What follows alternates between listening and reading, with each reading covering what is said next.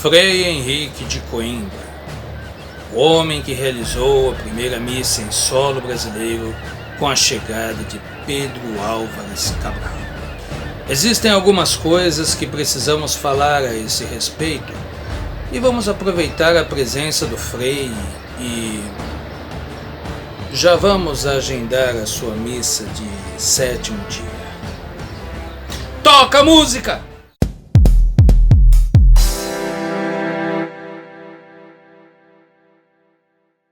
Em todos os conteúdos escolares em que formos pesquisar sobre este personagem de nossa história, encontraremos invariavelmente Frei Henrique de Coimbra. Nascido em Coimbra por volta de 1465 e podendo ser reconhecido também por Frei Henrique Soares de Coimbra ou o Indefectível, este frei nunca atendeu por este nome e aí está o caso de personalidade que entrou para a história do Brasil e de Portugal com o nome errado.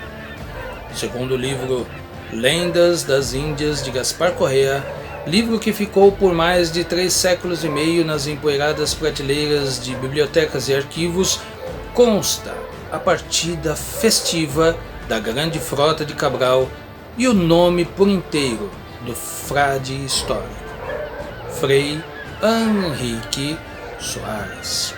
Mas como isso foi acontecer? O apêndice de Coimbra não existe. Os escritores usaram a cidade de nascimento pelo seu verdadeiro nome. Antigamente, os frades eram conhecidos apenas pelo seu nome de batismo, ou seja, Frei Pedro, Frei Antônio, Frei José, fazendo com que seus sobrenomes de família se perdessem com o tempo, numa época em que não haviam registros fáceis, como hoje em dia. Então os primeiros historiadores do autor da primeira missa do Brasil o denominam apenas por Henrique. Os historiadores vieram posteriormente apenas e acrescentaram o de Coimbra por saber sua cidade natal e para diferenciá-lo dos seus homônimos. Estava aí feito um erro que duraria séculos para se desvendar. Frei Henrique só se fez monge depois de homem maduro. Antes disso, era magistrado do mais alto posto. Foi desembargador da Casa da Suplicação de Lisboa, o mais alto tribunal do sistema judiciário português, no antigo regime. Não se conhece as razões que levaram Henrique a trocar a toga de um magistrado proeminente pelo burel humilde de um franciscano. Certo é que um dia foi bater à porta do convento dos franciscanos, na vila de Alenquer, para lá professar os seus votos. Mas a sorte que o guiou como magistrado o acompanhou para dentro do claustro. Em poucos dias, Frei Henrique era uma das figuras proeminentes da ordem. Estar enclausurado não o fez perder os seus contatos no mundo. Um exemplo disso foi o prestígio que gozava junto à corte de Dom Manuel, o monarca dos grandes descobrimentos. Segundo consta, Dom Manuel gostava de tirar o frei do claustro para pedir conselhos sobre negócios, e foi por muito confiar no talento e nas virtudes do agora frei que Dom Manuel lhe deu a incumbência de ir à Índia na frota de Cabral, como prelado e superior a todos os frades, assim nos méritos como na autoridade da pessoa. Quando os portugueses tiveram o primeiro contato com os índios brasileiros, a primeira missa ocorreu em solo baiano, mais precisamente no local em que intitularam Porto Seguro. A primeira missa foi em 26 de abril de 1500, um domingo. Henrique fincou a cruz em solo e pelo Vaz de Caminha registrou estes eventos sobre o céu da nova terra e citando também o autor das missas como Frei Henrique de Coimbra. Mas ele não foi o único frade presente. A frota de Cabral transportava também mais 7 frades.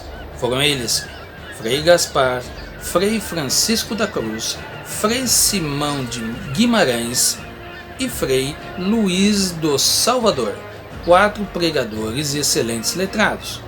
Depois, Frei Mafeu, sacerdote, organista e músico, que podia ser parte na conversão das almas, havendo experiência certa de que o demônio também se afugenta com as suavidades das harmonias. Frei Pedro Neto, corista de ordens sacras, e Frei João da Vitória. Segundo as crônicas, teria ele se familiarizado de tal maneira com os índios que queria ficar por aqui com um ou outro dos seus dirigidos. Cabral recusou e, por conta das estritas ordens régias, ordenou para que todos seguissem para as Índias. É lá, nas Índias Orientais, que o catequismo do Frei começa a tomar corpo. Chegaram até a querer matá-lo por traição, mas Cabral conseguiu impedir. Aí começaram a trazer almas e mais almas para a Igreja Católica. Em Angediva, em poucos dias, batizaram 23 indígenas rapidamente. Em Calicut, os missionários portugueses conseguem conversões numerosas e inesperadas. Uma delas é a de um jogue, sábio, vidente local e de formidável ascendência sobre os povos das costas de Malabar. Seguindo o jogue, vêm os naires, nobres que arrastaram uma multidão de conversos. O problema foram os negociantes maometanos, que viram os negócios sendo prejudicados e deflagraram uma revolta. É uma carnificina brutal. 3 dos frades foram esquartejados, mortos a fio de espada. Frei Henrique e seus outros 3 companheiros sobreviventes, feridos, iriam ter a mesma sorte que os primeiros, quando Cabral surge com as suas tropas. Inicia-se o combate. Os gentios derrotados fogem em debandada. Os franciscanos são transportados para bordo da nau Capitânia. Curam-se. Meses depois, lá estão, muito além, em Coxim, com Frei Henrique à frente, familiarizado com os indígenas, pregando. É aí que as virtudes cristãs do oficiante da nossa primeira missa mais se inflamam de ardor e abnegação. Entende que não deve dar o exemplo da pobreza evangélica e não ser pesado aos cofres da armada. Assim sendo, todos os dias, com os companheiros, sai a esmolar pelas ruas. O que sobra ao essencial para o dia, vai ele próprio distribuir aos mendigos. Esses gestos, em todos os tempos e em todos os povos, produziram sempre forte fascinação. Frei Henrique Soares logo se vê transformado em um herói em Coxim.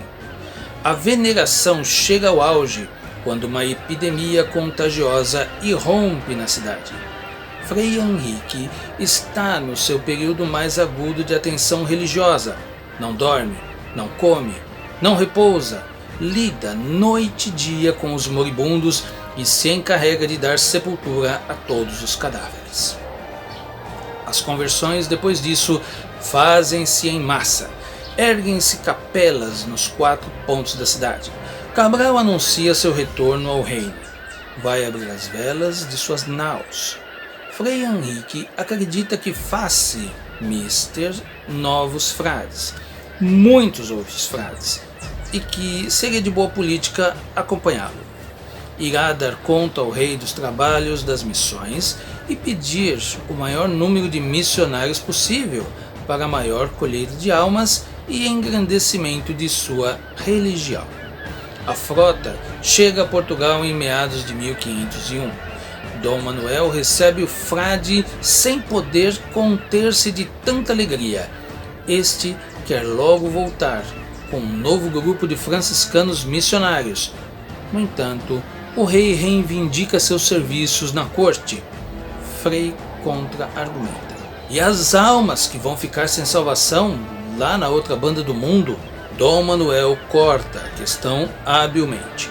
Nomeia-lhe seu confessor e bispo de Celta.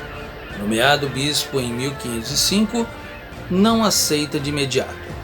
Desempenha antes algumas missões diplomáticas a pedido do rei. Uma delas é a de dar pêsames a Dom Fernando de Aragão pela morte de sua esposa Dona Isabel, a católica. Em 1511, Frei Henrique Soares foi comissionado pelo Papa para visitar as irmãs de Santa Clara na Vila do Conde. 2 anos depois é chamado a Roma por Leão X para fazer o relatório jurídico do martírio de Gonçalo de Vaz, que morreu na África. Frei Henrique Soares, ou Frei Henrique de Coimbra, como ficou conhecido, falece aos 14 de setembro de 1532 em Olivença, cidade localizada na circunscrição de sua diocese. Sepultam-no na igreja de Madalena, sua catedral. Frei Henrique Soares morreu pensando que sua maior glória teria sido ser bispo de Celta, ou talvez missionário desbravador das Índias Orientais. No entanto, foi célebre por outra razão. Certamente ele próprio não terá compreendido a grandiosa significação daquela simples missa campal que o destino o fez rezar nas praias brasileiras, tão importante que a data, 26 de abril, tornou-se feriado na cidade de Belmonte, em Portugal, terra natal de Pedro Álvares Cabral. Então é isso, meus amigos, assinem meu canal e lembrem-se,